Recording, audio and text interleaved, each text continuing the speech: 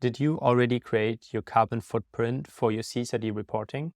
If not, then you should definitely listen to this podcast episode because I'm talking to Kenneth, who's the co-founder of Carbon+Alt+Delete, and they are an absolute expert into the carbon footprint calculation. And I'm going to discuss with him like what role does the carbon footprint play in the CSRD reporting and what you should be looking at if you're creating your own carbon footprint. Enjoy. Hey, Kenneth. And first of all, thank you so much for taking the time. You're the co-founder of Carbon+Alt+Delete. Can you tell us a little bit about your job and what are you doing with your business? Sure. And first of all, thank you for having me. As you said, I'm one of the co-founders of Carbon+Alt+Delete, together with Hans-Peter.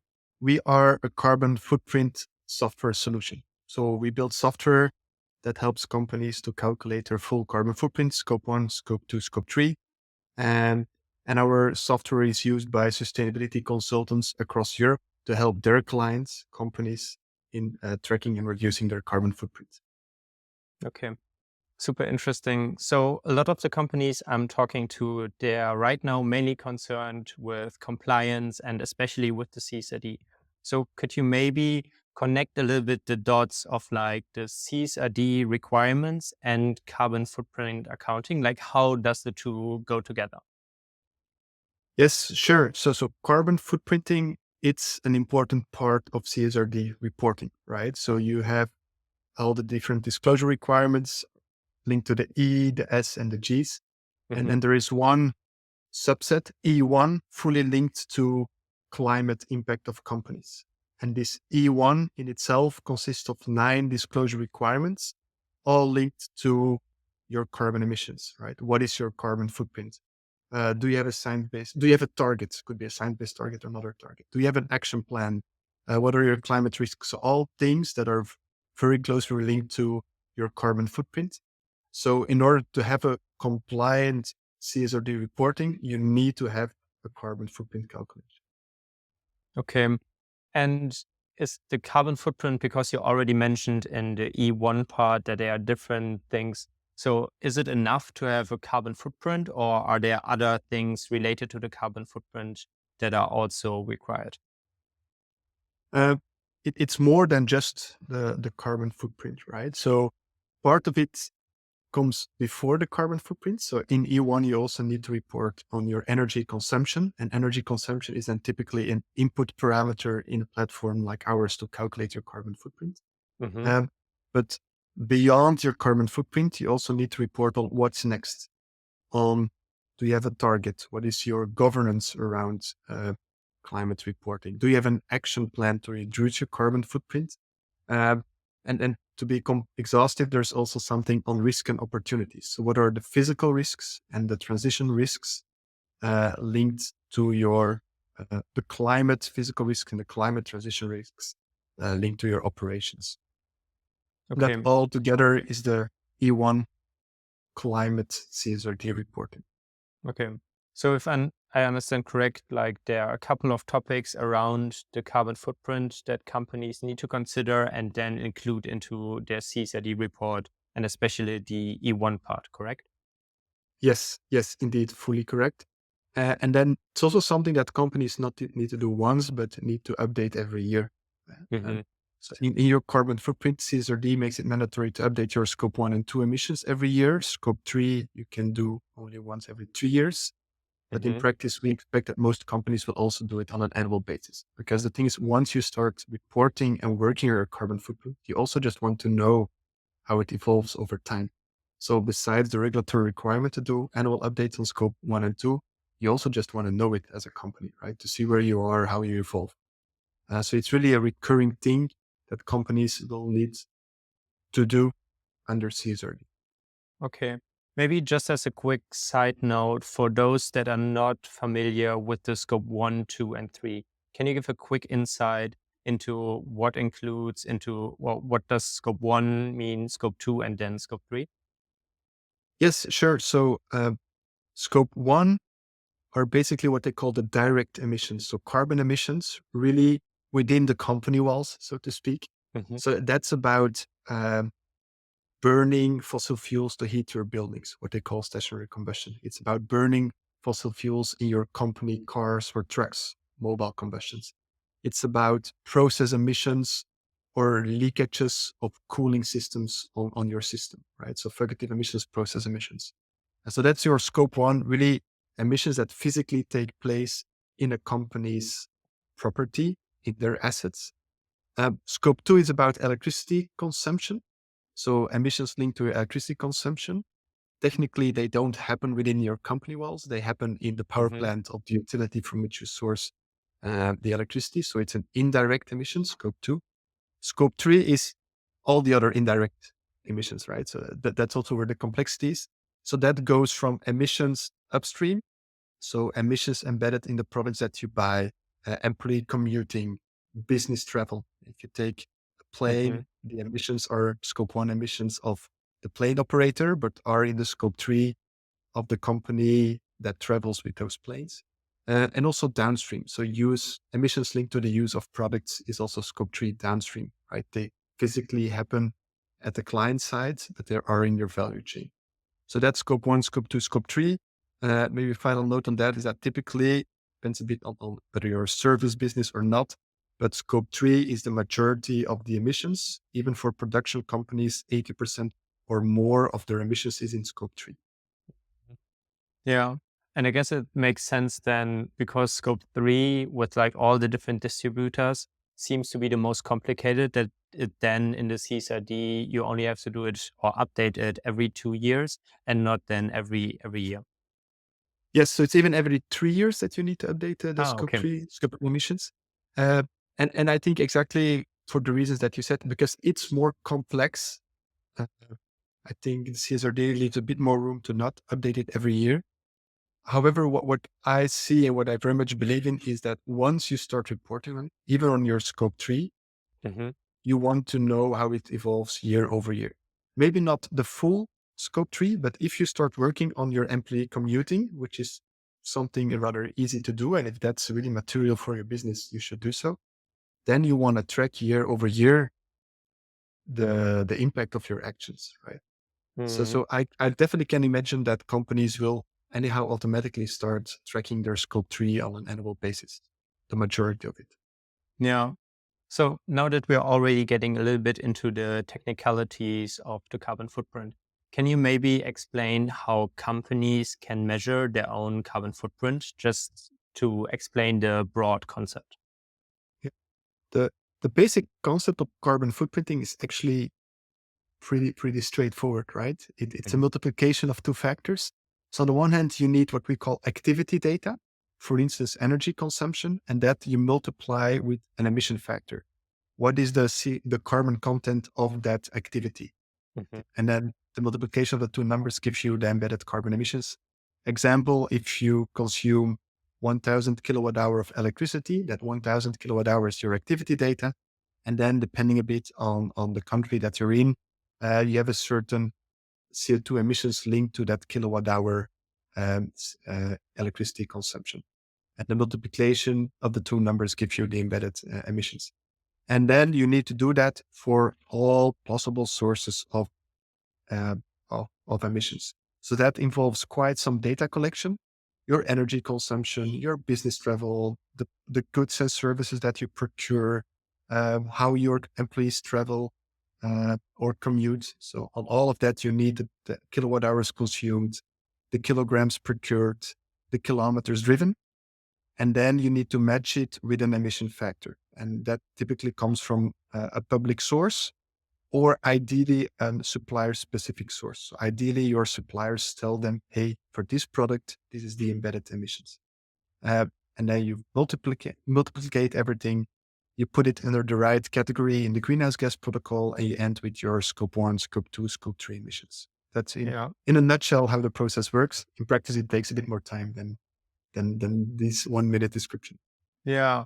I was about to say, like at first, when you said that you just like basically take the product and then you multiply it with the emission factor, this sounds like very straightforward and easy to do. But then imagine doing that for like all the different things. Then I feel like there's definitely the complexity to like get all of this data, get it together, and then really calculate the whole carbon footprint. Yes, exactly. And so we see three typical pain points when companies start doing it. And to Mm-hmm. solve those pain points, they sometimes need help of software providers like us or consultants. The first pain point is the data collection, right? You need Mm-hmm. quite some data. Typically, the data is not centrally available and also not available in a nice machine readable format. So, particularly the first year, it takes a bit of time to really go around the company and collect all the data that's needed. And the second step is match it with the right emission factor because there are thousands of emission factors. Um, Depending on the region, the exact year, they change over time. So there you really need kind of an automated mapping system. Otherwise, you waste a lot of time. Mm-hmm. And then the third step is on what we call actionable insights. It's a bit of a general term, but to understand what is driving your carbon footprint, to understand whether 1,000 tons CO2 is a lot or not a lot, and also to understand what is now the low hanging fruit to reduce my carbon footprint. And that's where dashboarding, benchmarking, simulation tooling really helps companies to understand and prioritize their actions. So Yeah. these are typically the three pain points: data collection, emission factor mapping, and then understanding what it means and how you should act on it. Yeah. I feel like the last point is super interesting because I can imagine that like benchmarking this is super complicated. And because like having a certain amount of emissions that you calculate, but then it's difficult to interpret because like, is the number good or bad? I can imagine that a lot of companies that don't have like long experience in this will not be able to tell whether this number is now a good number or a bad number. No, exactly. It's even worse, right? A ton CO2, it's a new unit, and we all need to learn what it means, right? We all have a Mhm. feeling for monetary values. We know that 1 billion is quite a big number. So 1 Mhm. billion euros is quite a big amount of money. 1 billion tons CO2 or 1 billion kilograms CO2, people don't really have a feeling with it. So there's still a lot of education to be done to let people understand that do they have a high or a low carbon footprint. Um, and a second important thing is also benchmarking is a very strong trigger to action. No one likes to be, put in the face that you're doing worse than your neighbors. No one likes Mhm. that. So that's a very strong trigger to action. Um, so that's also what where we as Carbon+Alt+Delete really see ourselves bringing value, um, is in what we call those data-based insights, right? We started quite some data on carbon footprints of different companies, which allows us to do benchmarking, which that helps consultants and companies to have a discussion on where are we? Do we have a high and a low carbon footprint? And what can we do to become number two in the class rather than, the last, the worst pupil in the class? Yeah. So that's where data can really help companies to trigger action. Yeah. You already mentioned a lot of different steps that one can do during the process of like measuring the carbon footprint. Can you estimate, or how can a company estimate how long this process takes? Like, is there a usual amount of time that companies need to do those exercises? Um, and the answer, of course, is it depends, right? It Yeah. depends. But what we see, and then I'm talking about companies that typically are in wave two of CSRD, right? So I'm talking about companies 250 FTE, 50 million turnover, let's say up to companies with 2,000 FTE, a billion turnover, right? So Hmm. this size of companies, I think typically in terms of lead times between the start of a carbon footprint calculation and really having it, we're talking about months, right? Hmm. Uh, Quicker than 2 months is really, really fast. Uh, uh, if it really goes above 7, 8 months, that's rather slow, I would say. Yeah. So that's a bit Yeah. the range that we're talking about. And the majority of this time is typically lead times for data collection because you need a lot of people, particularly in the first year. And also, in particular, if data is a bit all over the place, you need to involve a lot of people. And that just takes lead time, right? You need to inform them. You need to give them the time to collect the data. You need to give them time to answer, to pose some questions. And then really the the processing of the data, the calculation, the reporting itself, there we're talking about somewhere between 5 person days up to 15, 20 person days. Again, depending a bit on the size of the company. Yeah.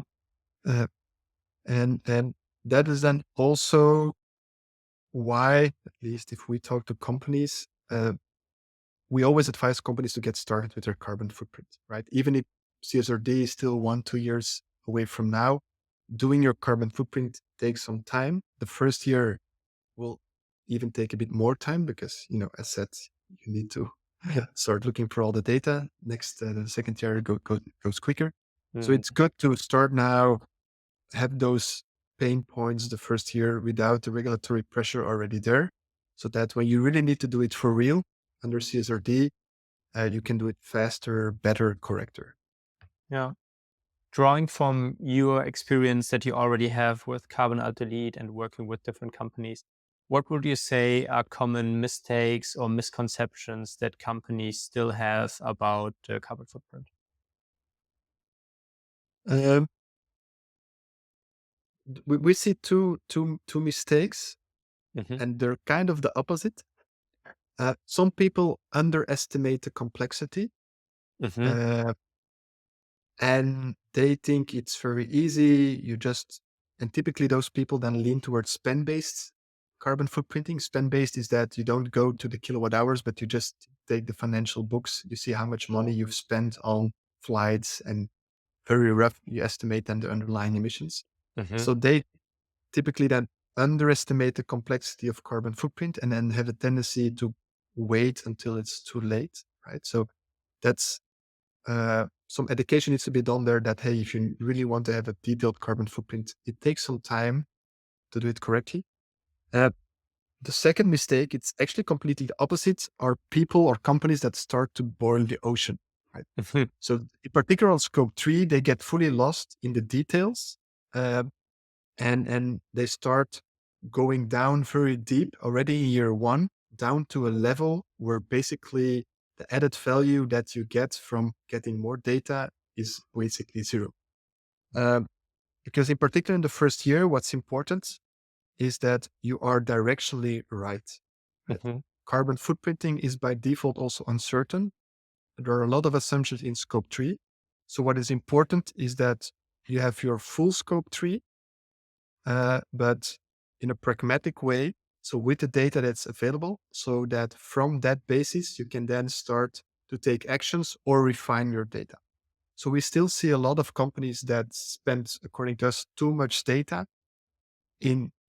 time, sorry, in trying to have a perfect scope 3 to then realize, we will actually not work on this part of our carbon footprint.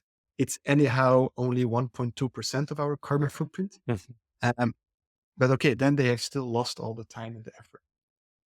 So we really are in favor of finding this balance between starting early, do it on the enough level of detail, so activity based, not spend based, but without boiling the ocean. Yeah. Yeah, I think it makes a lot of sense to like find the right balance, and that if you tilt too much to either side, that this can then be difficult. Another question that I receive quite often from companies is that they are looking for material or some other helpful content.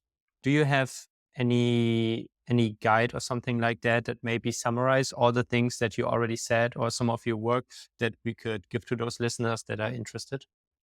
Yeah, sure. So what we try to do, because we also get those questions on that, we have a series of webinars where in each webinar we go deep on one particular content. And we actually have one webinar in particular on the topic that we've discussed today. So on the role of carbon footprinting within CSRD, um, where we zoom in on what we've discussed today and even go a bit deeper, for instance, on the exact rules that you need to use to have a compliant carbon footprinting according to the greenhouse gas protocol, etc., within the framework of CSRD. Um, and there are other webinars on other carbon accounting related topics. So that might be of interest to some of the people who are listening to this podcast. Yeah, that sounds super interesting. Could you send me the link to that so I can put it into the show notes and then people can Yes, with pleasure. find it easily? Okay, perfect. I have one last question I would like to ask you. If someone is listening to this interview right now and they are in the process of like looking at their carbon footprint and they have a meeting tomorrow where they know that they like have to make up a strategy for their carbon footprint calculation. What is the one thing that they should take away from this conversation that they can bring to their meeting so that they can help and advance the conversation? Um, just start today, I would say, right? So based on what I've said, carbon footprinting, it's not rocket science, but it's also not easy and done overnight. Hmm. So just get started. Uh, find that balance between going too deep and being too high level, um, and mature from there year over year, right? Get started today and become better every year. That's basically what I would advise to everyone in this space. Yeah, I think that's very good advice. I see a lot of companies that are paralyzed by the complexity and by all the different tasks, and then they don't even get started. And I think that the most important thing is that we all move now towards the right direction and get there. And then we see like that we can improve on that in the upcoming years. Fully agree. Perfect. Okay. Thank you so much for taking the time. I hope that we can talk very soon again. Thanks for having me. Have a good one. Bye bye. Hey, if you come this far, thank you very much for listening to the AtlasZero podcast.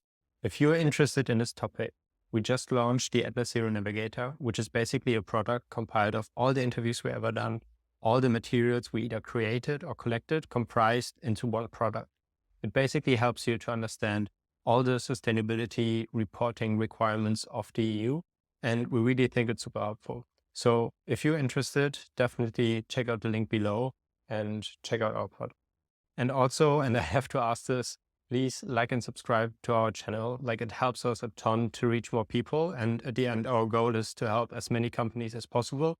So you can help us a little bit in achieving that. Thank you very much. And I hope I see you very soon.